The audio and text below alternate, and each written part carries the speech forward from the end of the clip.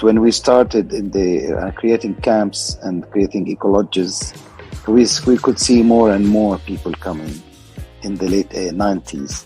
And we could see when we also built a center in Amman, in the capital.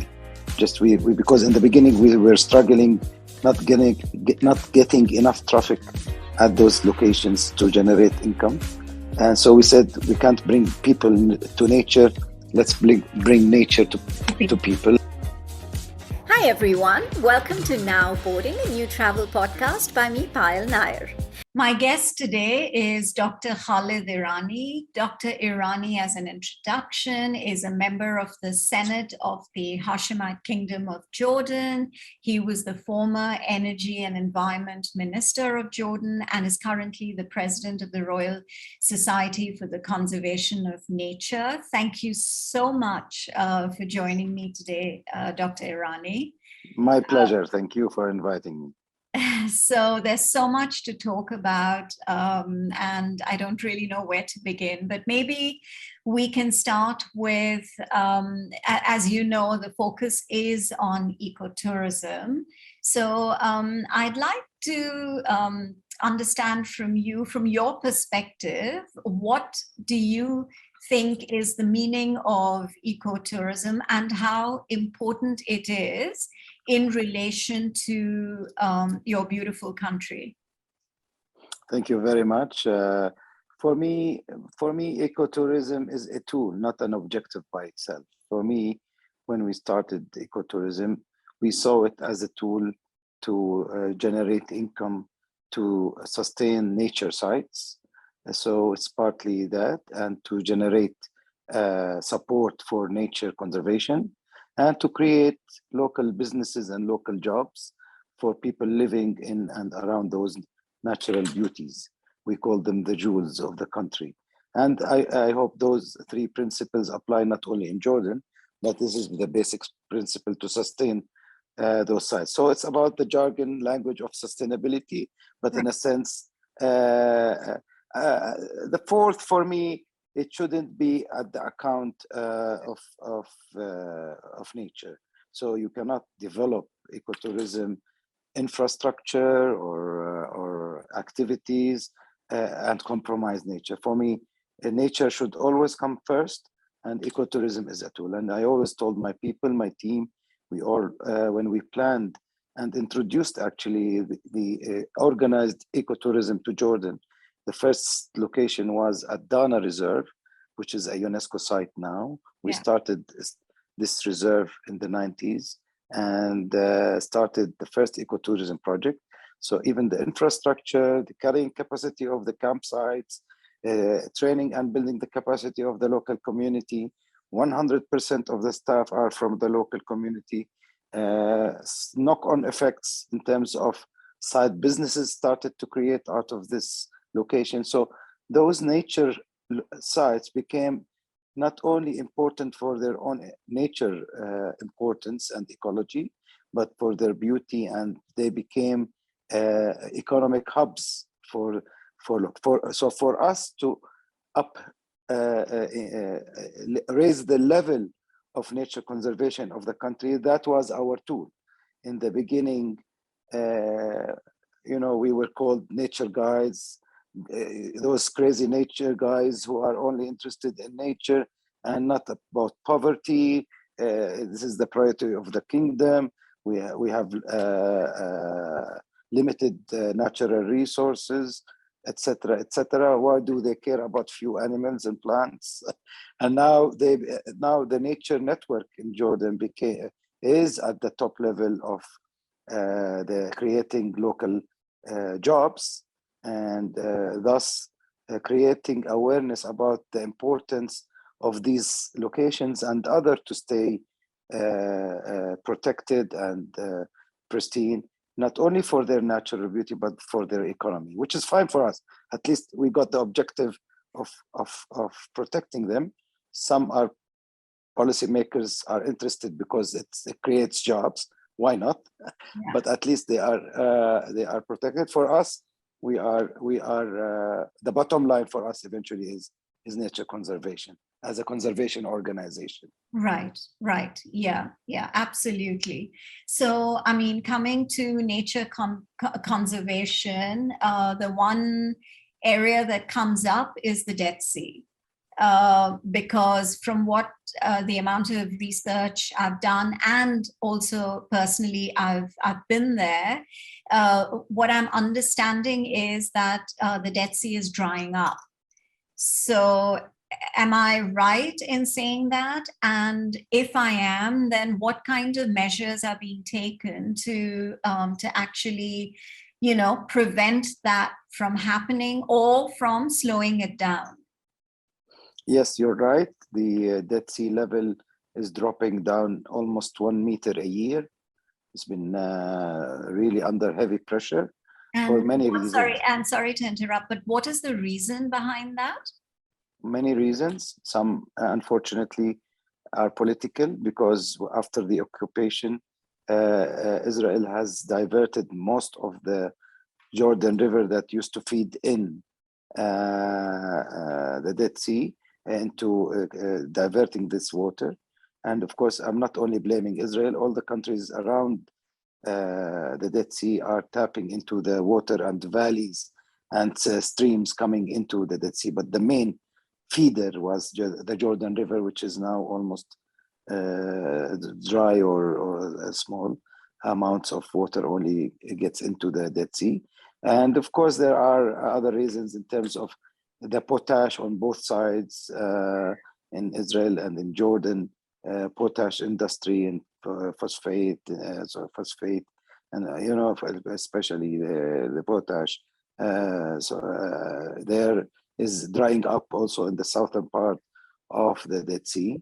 And so, yes, it's been drying up and it's heavily under pressure. And that is creating sinkholes, and it's creating threat to even more to Jordan, because Jordan has key tourism locations and hotels around at the Dead Sea. And for Israel, it has the Mediterranean, it has the Red Sea, and Dead Sea was not a major tourism attraction. For us, it is, and so it has a major impact on it, and it will have a major impact on tourism, because the shore is getting far and far from the hotels now, and the sinkholes are creating some problems in certain areas, and so it is a big issue. I believe it's not only a local issue. The Dead Sea is it's an international treasure. So moving away from that, how popular is rural tourism in Jordan? Is it something that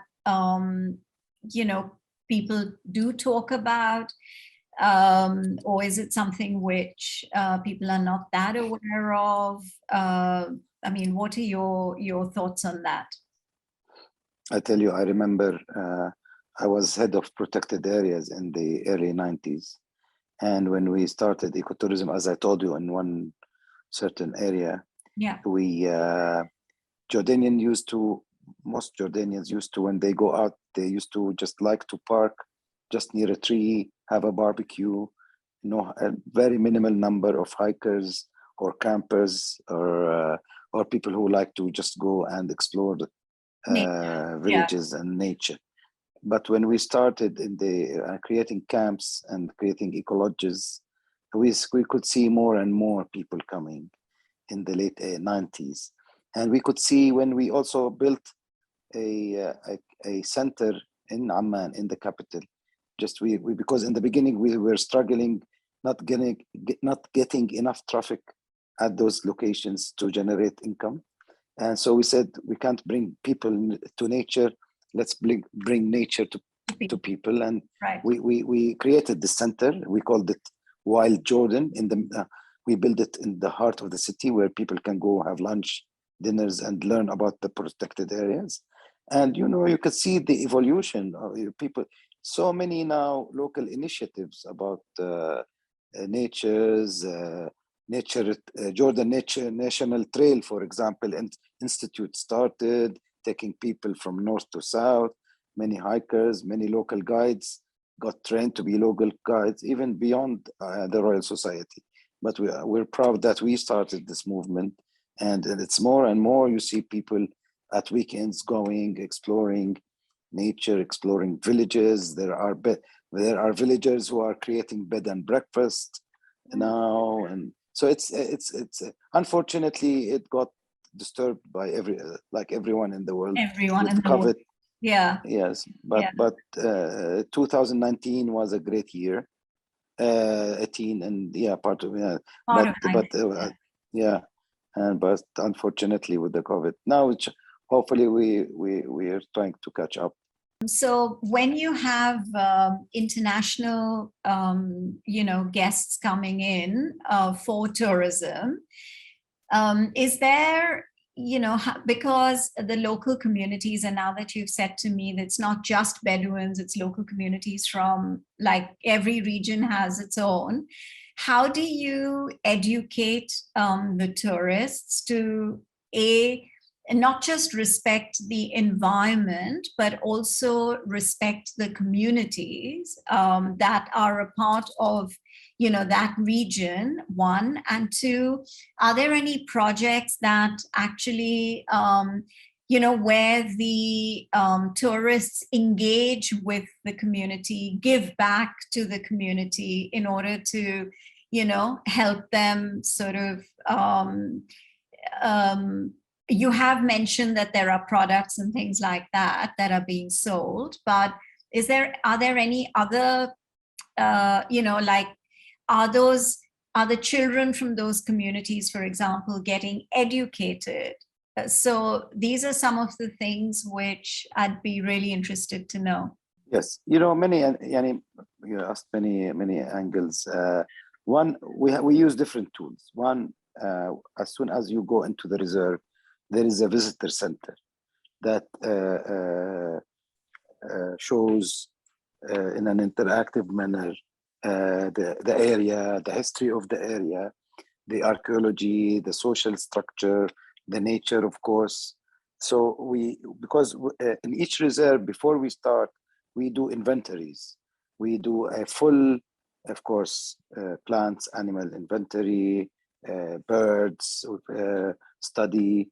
We do social and economic studies. Before we declare any area as a protected area, we do social economics to understand the dependency of people on this natural resource. We don't want to do anything in the management plan to affect negatively without providing alternatives. Because as you know, Jordan is nature is fragile. It's a dry country. Yeah.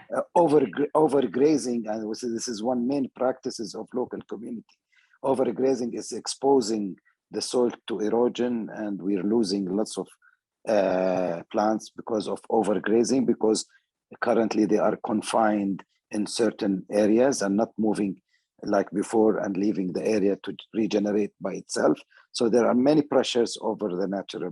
So whenever you want to say no grazing in this area and you're allowed to graze in this area in order for this area to that's one of the things why we created ecotourism, to provide alternative sources of income until this area is to have a reduced impact. So when the visitor come, we discuss these things in the visitor center, so they understand what they're coming to. This is one aspect. This is the first front, which is at the reception. They go. The second, if they want to have a hike, they are obliged to take a local guide, and the local guide is trained not only to talk about nature, to talk about how locals use nature and how they interact with nature, their history, their beliefs, all of that. So the local guide discusses that in a nice way with the visitors. And so these are two fronts for us, faces that we explain about nature. Your other question about contribution. Yeah. I tell you, when we started this model in the 90s, I did my master's in national parks management in the States, and we went to look at the national parks model in the States, but also we wanted to see the African model. So we went to the African model. as you said, in the African model, for example, it is managed by the government, and the return from tourists helps building schools, health centers, etc. We said this is in Jordan, it is the responsibility of the government. In each area, they have to build schools and they have to build health centers. And so what we want to do with the local community is for them to decide their priorities. That's why creating businesses, they generate income, and with their income, they start to decide their priorities because the fundamental services are there. And so in the States, for example, is different. Also, they do concession agreements. They bring good brands to manage their ecologists. We do the same in certain areas, but the conditions are 100% local community employment. Money contribution goes to the local community and goes to nature, partly goes to RCN to enable us to manage. Because for us, not all the staff in the reserve are local guides and tourism related. We have our ecologists, we have our education officers, we have our researchers who are doing the monitoring on the ecosystem, etc., etc. These are paid by some of the reserves, of course, paid by the tourism activities income, of course, and some other reserves are not. They don't make money from tourism, so we have to raise our own funds because our purpose is to protect them, not to make tourism in them necessarily. So of course, tourism for us is maybe 30% contribution to our nature reserves running costs. Okay, that's interesting. Yeah, it's just been wonderful, and there's so much information that you've shared with me. I really appreciate that. If there is something that you'd like to add before we end the conversation, something about Jordan that you would like to share with all the viewers and the listeners, that would be really. Yes, I would encourage all your viewers and listeners to come to Jordan. First, it is safe. It's nice for them to see Petra and all what they hear, but it's also nice for them to visit our nature reserves. They are really beautiful, very unique. You cannot find any other in the world like this landscape. Jordan is safe with all the problems around us you hear about in the news of the Middle East, but Jordan is very safe. You could be walking in the middle of the village and they would invite you for tea free of charge. They would welcome you. They would show you the way. So it's good people, and I encourage people. It's not only going to a 5-star hotel. It's nice to visit those ecologists. By visiting them, your listeners would enjoy, but also contribute to a good cause. Absolutely. Thank you so much, Dr. Irani. It's been a pleasure. Thank you. My pleasure. Thank you. Hope you enjoyed this episode of Now Boarding, a travel podcast. Check out other episodes on Spotify, Apple Podcasts, Google Podcasts, or wherever else you listen to podcasts. And of course, don't forget to share your thoughts with us. Stay tuned for more exciting episodes only on Now Boarding, a travel podcast.